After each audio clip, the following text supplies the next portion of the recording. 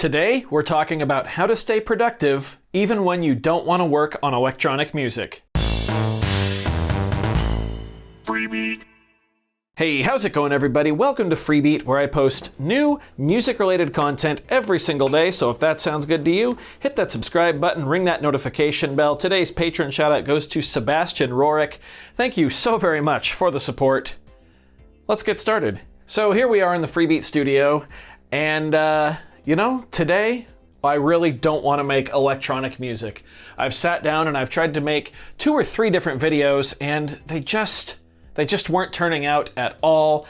And I was really disappointed with my performance, and it kind of just, not really soured my, take on the day, but it really made me want to step back and actually not work on music today. So I decided for today's video, I would show you 3 ways that we can still stay productive, even on days that we don't, full on want to work on music. So the first way is something I'm gonna do here in just a couple minutes, and that is work on my actual music making area. I'm gonna do some cable management. I'm gonna pick some things up. I've got like a random old Nexus tablet there. There's a Star Wars Lego set there for some reason. Just random stuff that's kind of gotten in the way, over the past 2 months while we've been moving into this apartment. And, things that can definitely be a lot better. Like that is a rat's nest down there and can certainly be better. And I know if you're anything like me, you probably have some kind of, mess like that too, that just needs to be cleaned up. What's sad about this mess here is I can probably take care of that in like 10 minutes, and I just haven't. So, on days like this where I don't feel like actually making music, which do pop up from time to time, of course, for us all, even someone like me whose job revolves around it, it's nice to have a task like that I can accomplish and still feel like I've done something. That's really important to me. Even if I don't make music, I still need to feel like I got something done, related to, music making at least. So I'm gonna go ahead and take care of that mess right now. Alrighty, here we are just a couple minutes later, and I easily cleaned everything up.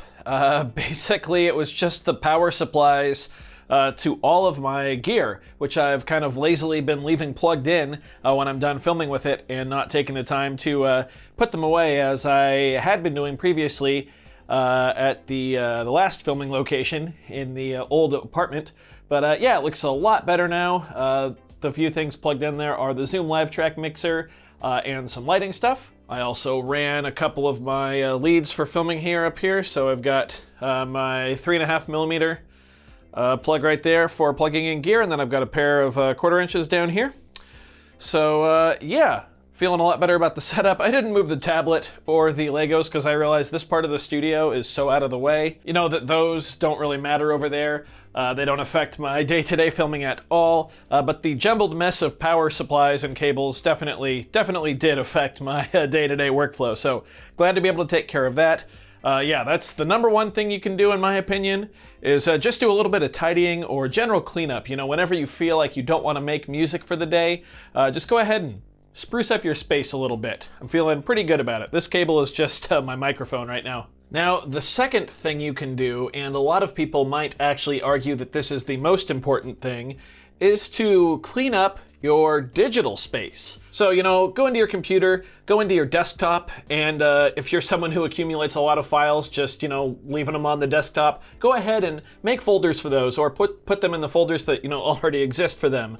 Also, grab some of your external media if you still have some. You should be taking backups of, basically everything pretty regularly. But go ahead and go through those and see if there's any old gems of like projects or things that you want to work on. I've got like an old IDE drive down there even. But I just did this, and I found a really cool track. I called it I'll Believe. I'm not sure why. This was from 2009. That I wrote, presumably for my old prog rock band, as would probably be evidenced by 6454, 6454. There's a whole bunch of time signature changes. 5464. Yeah. But let's give you all a sneak peek here. Let's see how this sounds.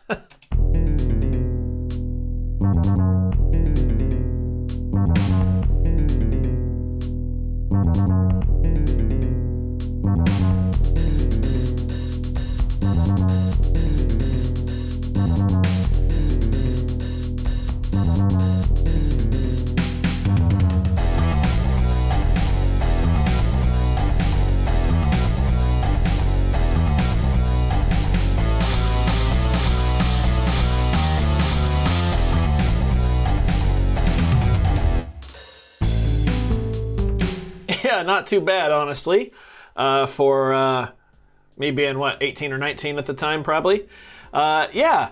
This software, by the way, is just called Tux Guitar, and it's a guitar notation software where you can also do some light synths and some drums and some bass work. This is how I used to write all the music for my prog rock band back right after high school. But that's what I'm talking about. You never know what you'll find on old drives, especially if you've been at this for a while. You know, if you've been making music for a long time, you'll never know what fun projects there might be and where you can go with those now. I kind of want to take this and maybe incorporate it into a new Freebeat track. Obviously change up the instrumentation and things like that. There's no vocals, so later in the song, you know, there's verses and choruses and stuff, so I'll have to figure out what to do there. But yeah, that might be a fun track to work on, maybe on the Deluge or the MPC-1, even the Model Cycles or the OP-1. So yeah, I'm really glad I went through these hard drives and some of the deeper reaches of my computer here and found this, because I like it quite a bit, I think. So there you go, piece of advice number 2.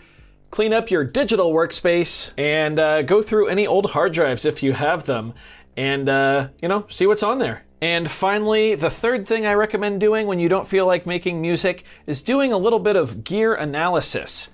So go through every single piece of gear that you own and find your least used piece of gear out of all of those. So in my case, that's this, the Behringer Model D. It is my least used piece of gear that I own. Then simply take a few moments and reflect on why it's the least used piece of gear that you own. Do you simply not like it?